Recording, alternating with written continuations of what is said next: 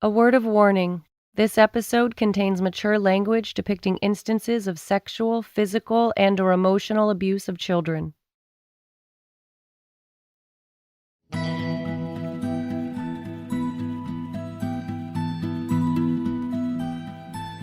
Pretty much been disastrous here for the Americans on beam. Well, it's very different than it was last year in Atlanta. Their performance tonight is not about medals, but about regaining some respect. Oh, she missed a connection right there. Boy, when you talk about meltdown, this is tough to watch. High hopes for the American team, not only here at the Worlds, but of course next year's Olympics. And the United States, you have to say it, a disappointing sixth. This is episode 5, The Karolyi Way. I remember overhearing the coaches talking about us and how awful we were. If you're not winning, you're losing, and you're a piece of shit, basically. That's how they made you feel. Jeanette Antolin was a gymnast on the 1999 U.S. World Championship team, a team that finished 6th of 6 teams in the final. We were the worst national team they had ever had, and we were the biggest disappointment. Very disappointing effort by the U.S. They seem to lack intensity and focus. In the 3 short years since Bela and Marta Karolyi had retired, USA Gymnastics had gone from a team gold at the 1996 Atlanta Games to mediocrity on the world stage. This was bad news for a federation that depended on sponsors, and no single event brought in sponsorship money like the Olympics. With the next Olympics just 10 months away, new USA Gymnastics president Bob Karolyi turned to the most recognizable name in gymnastics, Bela Karolyi. After the World Championships, Karolyi went to the ranch and said, okay, what will it take for you to do this? Nancy Armour is a columnist for USA Today. She's covered gymnastics for more than 20 years. There was a belief that if anybody could do anything, it was going to be Bela. Look at what he had already done in the past. Bob Karolyi drew Bela out of retirement in November 1999 with a newly created position, National Team Coordinator. In this role, Bela would design the overall training program, oversee team preparation heading into the Sydney Games, and play a key role in selecting the final team. His goal? Get the U.S. back into medal contention at the Olympic Games. I remember talking to Don Peters. Don Peters was probably Bela's original rival, and they had never really patched things up. He said, I signed off on this wholeheartedly. Don Peters was banned from USA Gymnastics for life in 2011 following sexual abuse allegations. But in 1999, he was still one of the most prominent coaches in the sport. And he and the other elite coaches realized that something was wrong with the way they were training the national team. He said, I think this is a good idea. And I kind of looked at him and he said, we need somebody who is strong enough to get the coaches to listen to. And he said, what we've been doing isn't working. And what these other countries, it's obviously worked for the Russians and the Romanians and the Chinese, and maybe if we can do that but give it an American spin, then we can have sustained success. USA Gymnastics was acknowledging the need to take the old every gym for itself approach to elite gymnastics and consolidate it under Bela Karolyi. After almost 20 years in the United States, Bela finally had control over a semi-centralized system. Bela's first move as national team coordinator? Bring everyone to Texas. He had the ranch. So there was a central place that everybody could come to. I mean, granted, it's in the middle of nowhere, but you had the gym space. You had the cabins where his summer campers stayed. So you had the facilities to make it happen.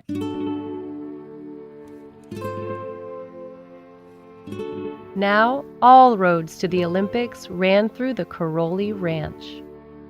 It was the epicenter of where Olympic athletes were being made. And to be able to be there was almost like a dream come true. Olympic hopeful Tasha Schweikert received her first invitation to the ranch as a 12-year-old. The ranch was as legendary as the Karolyis. Gymnasts like Tasha and Jamie Dancher were thrilled to see it in person for the first time. It was like, I get to be here. I must be pretty good because I get to meet Bela and Marta.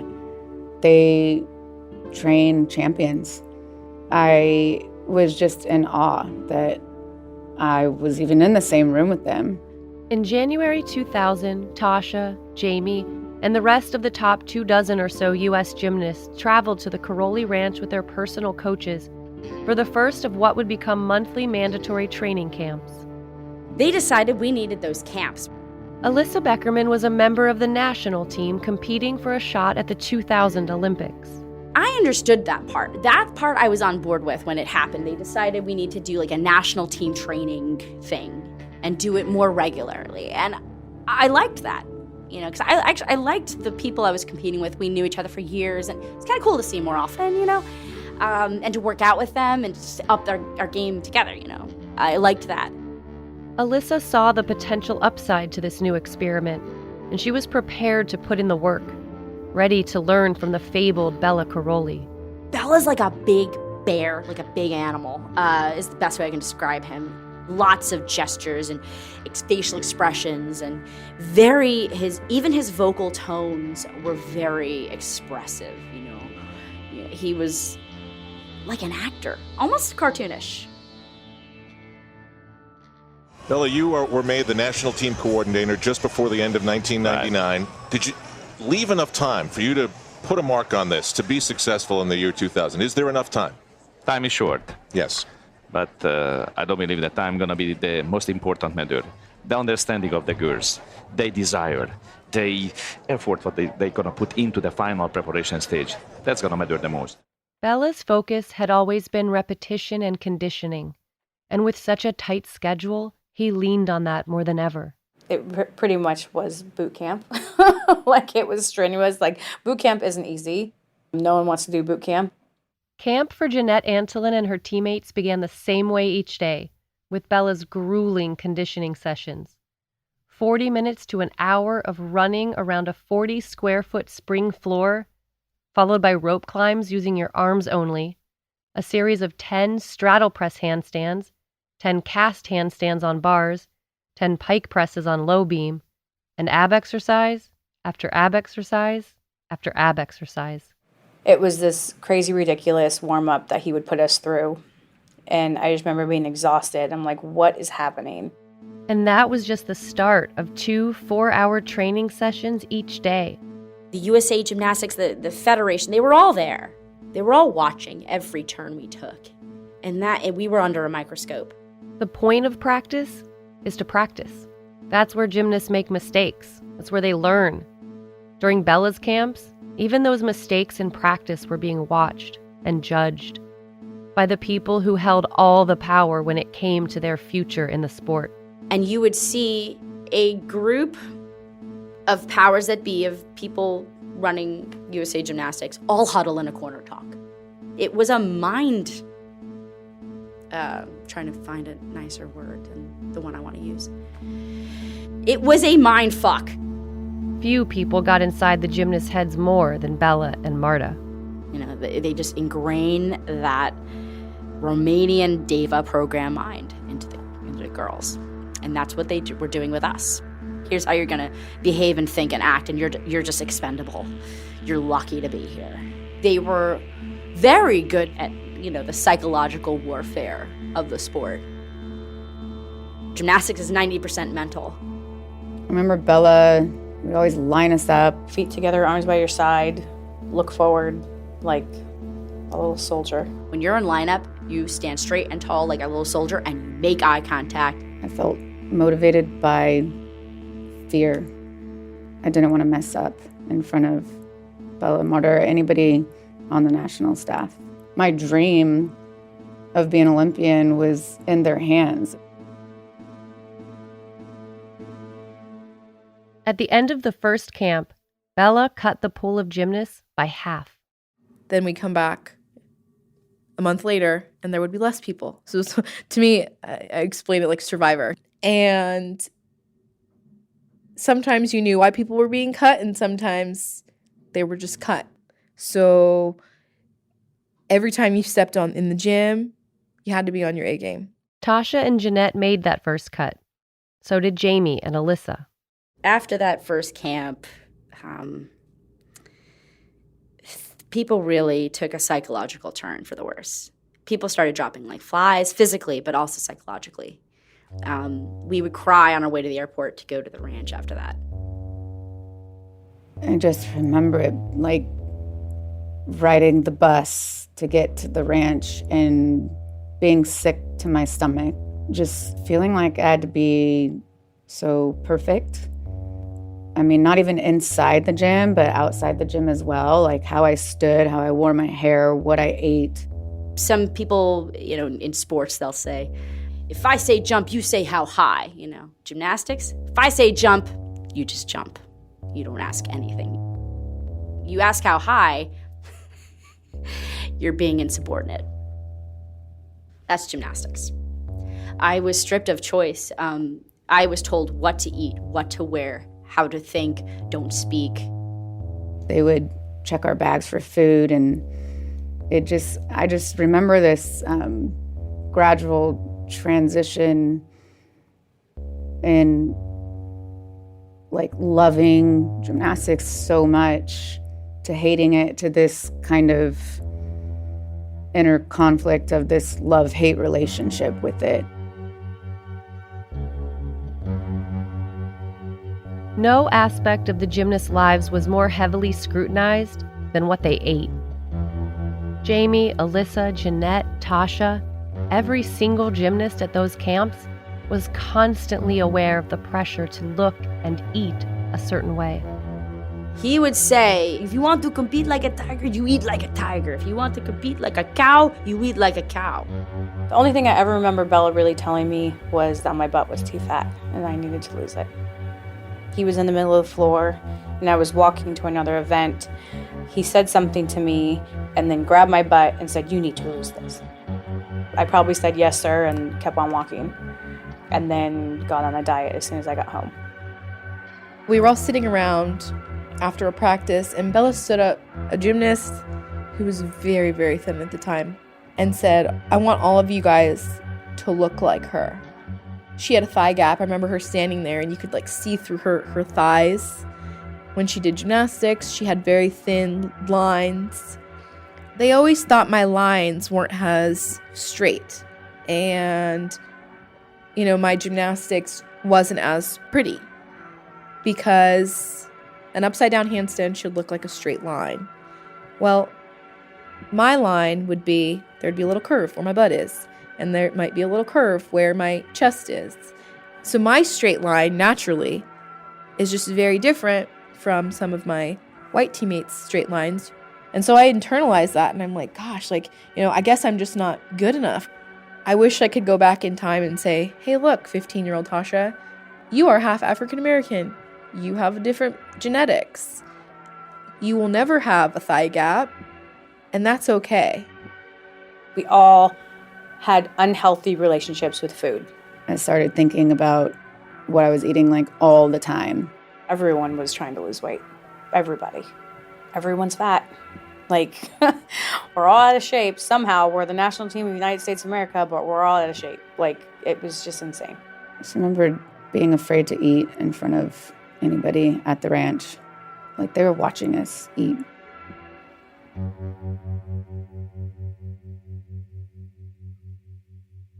Month after month, the national team members returned to the ranch, roughly 2 hours north of Houston, isolated in the middle of a national forest. You have kids away from their family for almost a week, and the only communication they have is a payphone. There was a single payphone that all of the gymnasts and coaches had to share. No cell phone reception. At least at the time there wasn't. None. Okay, I'm talking none. You would walk around and at the time we had the Nokia phones, and my dad had given me this little antenna thing, help, boost the signal. Nothing. I remember getting a prepaid calling card, and I remember checking in with, my mom or my dad, once or twice while I was there, and it was very quick. And so there wasn't much contact with, family or friends at all. If we didn't have access to that outside world, we would be more focused. I think it was just complete control.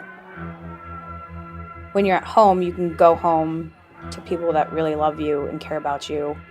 When you're there, you have nobody that you feel like is on your side. The gymnasts had no one to confide in.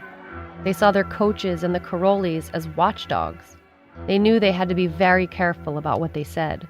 They're listening. You get overheard, that's it.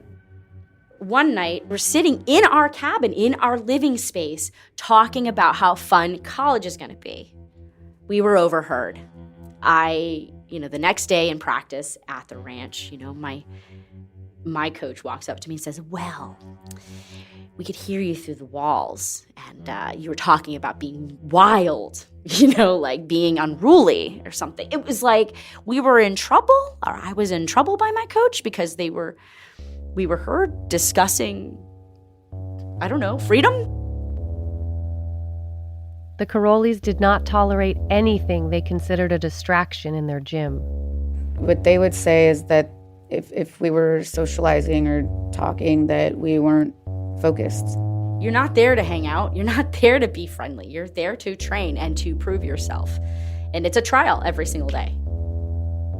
With long, grueling days, early curfews, and a no talking in the gym policy, the gymnasts kept their feelings to themselves. They said nothing to each other about their fears or concerns or injuries. Instead, they put their heads down and concentrated. The Sydney Games were just around the corner.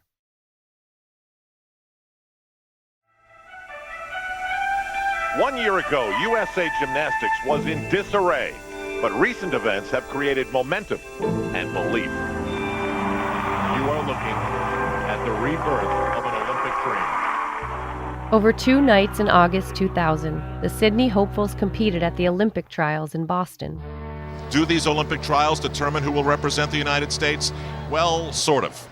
Bela Karolyi had been complaining about the Olympic selection process for as long as he'd been coaching in the United States. He didn't believe in simply taking the top finishers from trials. He thought that approach put the U.S. at a disadvantage. This is straight out of the book of Romania, Eastern Bloc gymnastics coaching. Houston Chronicle writer John Lopez had frequently listened to Bela lay out his plan for USA Gymnastics. He would always be a bigger advocate of the coach should sort of appoint, who goes to the Olympics rather than a trials where anything could happen and a really talented gymnast could maybe be left out. He was more of an advocate of a combination of what the coaches say and what they do in that Olympic trials. As national team coordinator, Bela named himself the head of a 4-person committee that would consider scores from both national championships and Olympic trials, and then select the 6-person team. The athletes and the coaches don't know exactly what it's going to take to make it to the Olympic Games. Imagine playing a game and not knowing the rules. The only thing that did seem clear, Bela Karolyi was making the rules. And this process would be more subjective than ever before. Bela Karolyi is right there, 20 feet away, staring at it. Over 2 days of competition, the central question was, what does Bela Karolyi think? Thanks, Al. I just walked over and checked in with Bela Karolyi. I said, any thoughts so far about the meet? He said, it's too early to say anything. Here he is. Sometimes you get the feeling he's trying to put a little bit more pressure on certain athletes because he feels they need it. It only matters what Marta or Bela thinks. 1984 Olympian Tracy Talavera was on the selection committee. So too bad if the kid just did the best routine ever or that she had 3 falls. That's not the point. What is Marta or Bela going to think? This thing is going to come down to who Bela believes can do the job at the Olympic Games under all of that pressure. They wanted the team that would be most consistent and who did what they wanted the most. Not just the athletes, it was more the coaches that surrounded those athletes and who played their game. It's your worst nightmare come true. You train your whole life and they change all the rules on you. And suddenly it's not about scoring well, it's about being liked. I mean, it was pretty much Bela and Marta who created the team, and so they said who they wanted, and everyone followed in suit. But a costly low score on the balance beam has cost Jamie Dancher dearly. She has fallen down to 6th position behind Vanessa Adler. Big-time pressure now on Alyssa Beckerman. Now remember, she's living in bubble land here at these Olympic trials. Here is Jeanette Antolin. She just had a disaster on the balance beam. Jeanette basically is out of this competition, out of the running. I mean, there never was any hope. Bela Karolyi ominously wearing black tonight. Some difficult choices to be made. And now Bela Karolyi, Tracy Talavera, Shari Nighthunter, and Marilyn Cross will go into a back room here at the Fleet Center. When they come out, hearts will be broken and dreams will be fulfilled. All of this played out on television, while the nearly 20,000 fans at the Fleet Center in Boston waited. Tracy had gone into the process with some pessimism, but was ultimately hopeful it could be fair. Then she got in the actual room with Bela. He took his sheet of paper, and I wish to God I still had this, but he took one girl, circled her name, took an arrow, drew it up to in the top, and took the girl who was in the top, X'd her name out, and wrote, "Not going," and handed it to me, and he said, "This will be the team." Here comes Bob Colarossi, the CEO of USA Gymnastics. Man, are the fortunes going to change here? Cameras followed as Bob Colarossi entered the backstage room where the gymnasts were waiting with their coaches and read the list of names. Amy Chow, Jamie Dancher, Dominique Dawes, Kristen Maloney, Elise Ray, and Morgan White. The alternate is Alyssa Beckerman. When they announced the team, I was proud. Proud that all the hard work and all those years and everything I went through, like maybe it was all worth it. Jamie made the team, and Alyssa was named as the alternate. But Tasha and Jeanette didn't hear their names called. I thought I was done. I thought that, this is where the buck stops. But it was a great run. I kind of knew that it wasn't going to happen, but there was nothing I could do about it. It's like everything in your life is gone. And then you question why you even did it to yourself in the first place. Like, why did I give up my entire childhood for this one moment where you can make one mistake and it all goes away? The gymnasts who hadn't been chosen waited backstage while the team was welcomed onto the floor of the Fleet Center to a screaming audience.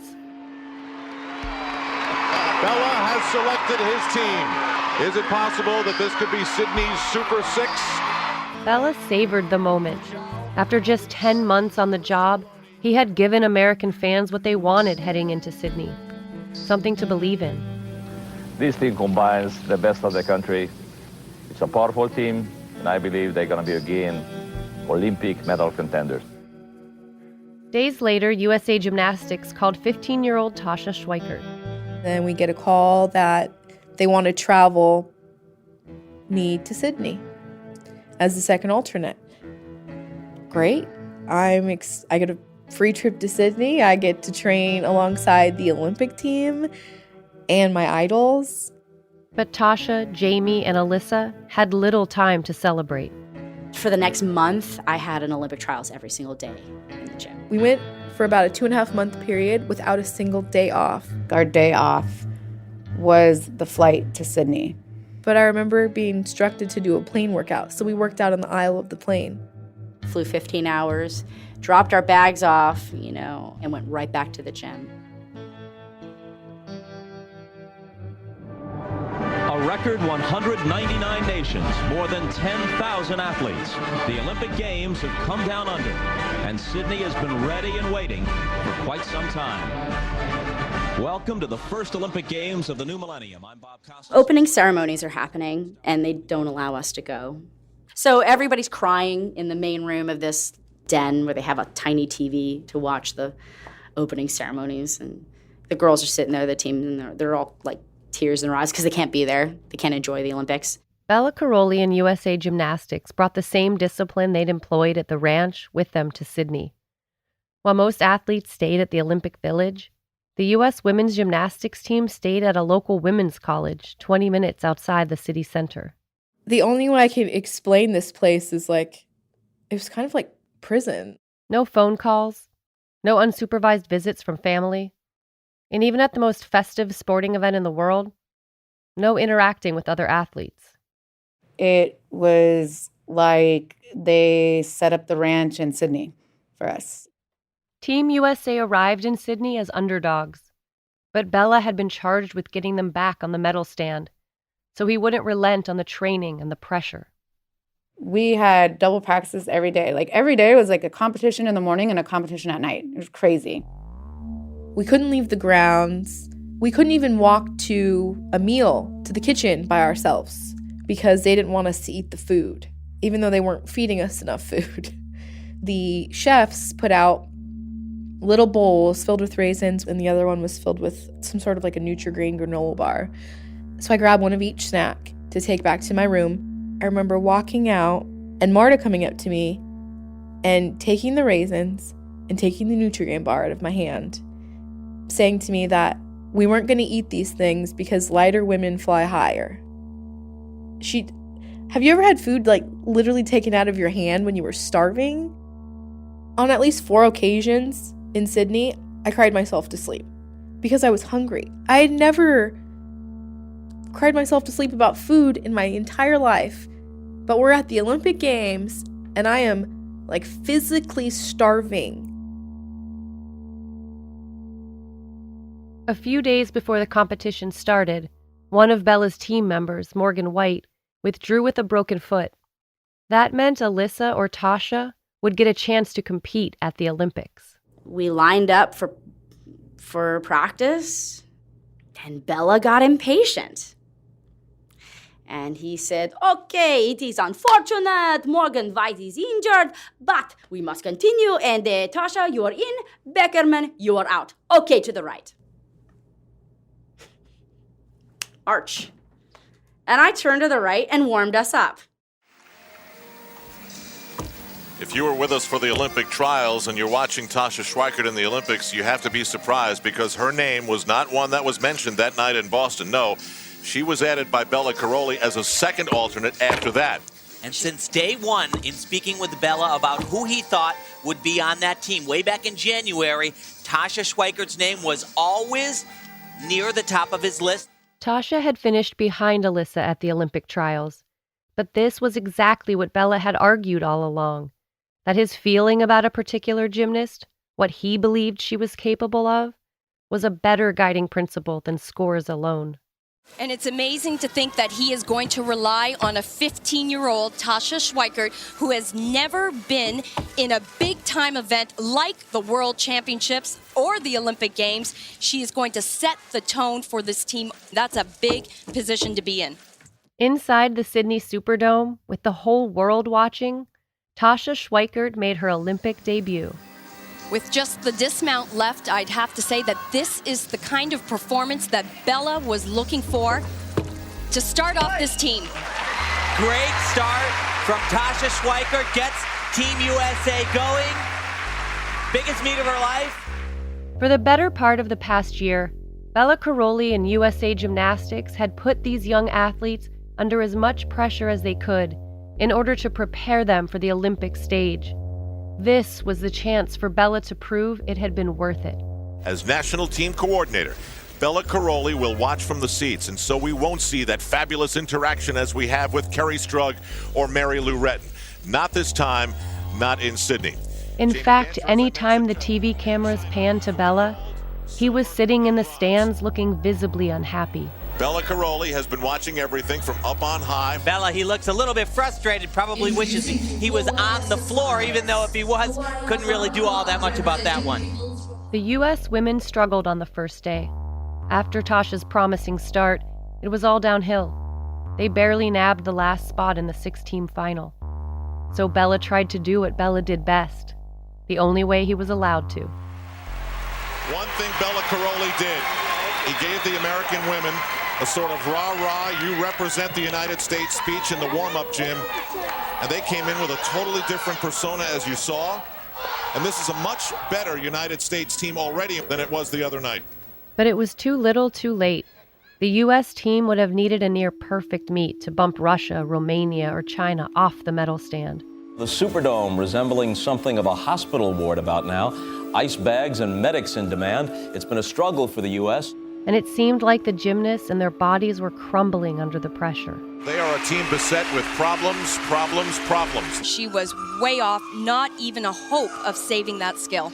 The vibe right now for the United States is not a good one. The team finished in 4th place, with no individual medals.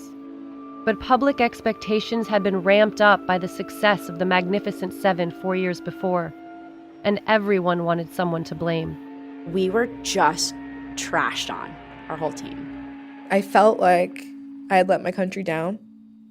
They'd made us feel like we had let our country down. Even Bela trashed us. Like, the second we didn't give him what he wanted, we didn't medal, he complained. I remember Bela being extremely disappointed that we got 4th. We were the most disappointing people to him ever that he's ever coached. We were embarrassing. Bela told newspaper reporters that this group of athletes didn't want it as badly as the '96 team, that they didn't have the same work ethic. He blamed their personal coaches. He complained about not being allowed on the floor as national team coordinator, where he believed his theatrics would have helped. Bela takes credit when everyone does well, but when we don't do well, then the blame's on us. In her own interview after the competition, Jamie Dancher fired back at Bela. I didn't really give a shit anymore. Jamie's elite gymnastics career was over. She was headed to UCLA in the fall. She had nothing to lose. The gymnastics world believed that Bela and Marta were the best and that this is the way and that they knew what they were doing. And nobody had reason to really believe what I was saying. I was just so glad to be done with those people.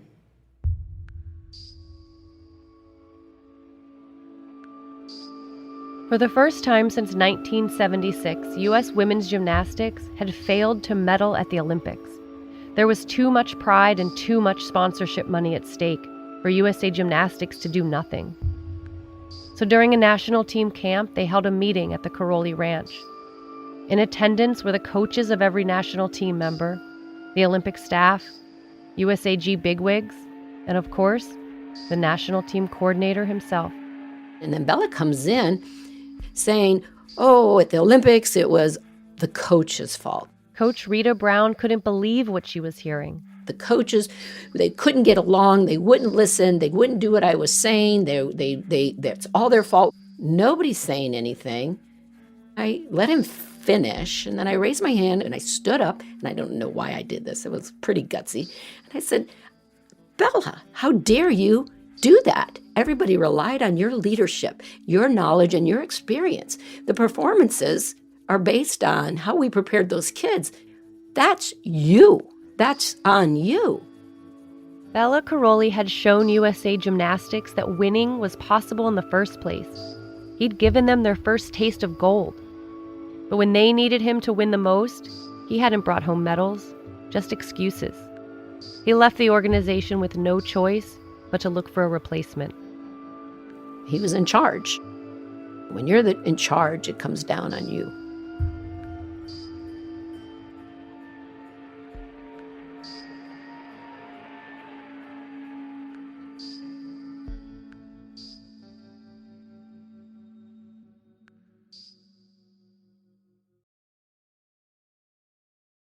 If you or someone you know has been subjected to sexual assault or abuse and you would like more information or support, these hotlines can help. RAINN's 24/7 confidential national sexual assault hotline, 1-800-656-4673, or ChildHelp, 1-800-422-4453. Coming up on the next episode of Heavy Metals. They wanted to make it very clear that Bela was out and Marta was in. Our main goal to bring back the medal contender situation. You can trust Marta to train the best gymnasts in the world. It was hard landing, hard landing, hard landing, hard landing. And that breaks kids. You can't trust Marta to care about those gymnasts as human beings. You can hear the impact. And you're looking at this kid and you're thinking, what's that doing to her hips, her back, her knees? Walker County 911, what's the location of the emergency? Hello? Oh, I'm sorry? We need the ambulance to come if you don't want to waste time.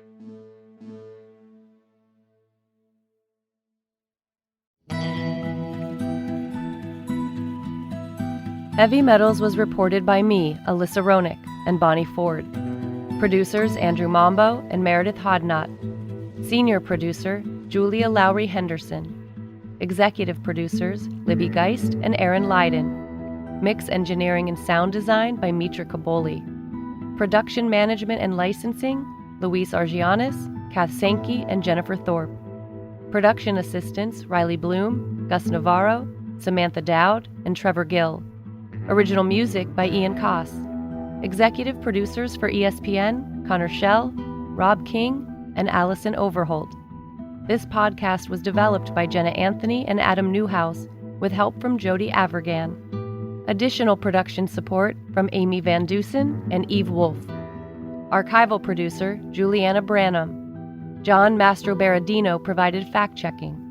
Terry Langford did legal research. ESPN Audio, Tom Ricks, Megan Judge, Pete Giannassini, and Ryan Granner. Special thanks to Jenna Janovi and Elaine Tang, Jolene Van Vute, and the production teams at ESPN LA and ESPN New York. This season of 30 for 30 podcasts was produced in association with ESPNW.